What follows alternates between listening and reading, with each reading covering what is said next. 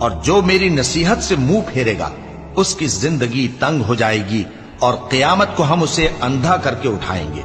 وہ کہے گا کہ میرے پروردگار، تو نے مجھے اندھا کر کے کیوں اٹھایا؟ میں تو دیکھتا بھالتا تھا۔ اللہ فرمائے گا کہ ایسا ہی چاہیے تھا، تیرے پاس ہماری آیتیں آئیں تو تو نے ان کو بھلا دیا، اسی طرح آج ہم تجھ کو بھلا دیں گے۔ اور جو شخص حد سے نکل جائے اور اپنے پروردگار کی آیتوں پر ایمان نہ لائے، ہم اس کو ایسا ہی بدلہ دیتے ہیں، اور آخرت کا عذاب بہت سخت اور ہمیشہ باقی رہنے والا ہے۔ تو کیا یہ بات ان لوگوں کے لیے موجب ہدایت نہ ہوئی کہ ہم ان سے پہلے بہت سے فرقوں کو ہلاک کر چکے ہیں جن کے رہنے کے مقامات میں یہ چلتے پھرتے ہیں؟ عقل والوں کے لیے اس میں بہت سی نشانیاں ہیں۔ اور اگر ایک بات تمہارے پروردگار کی طرف سے پہلے صادر اور جزائے اعمال کے لیے ایک میعاد مقرر نہ ہو چکی ہوتی تو نزول عذاب لازم ہو جاتا۔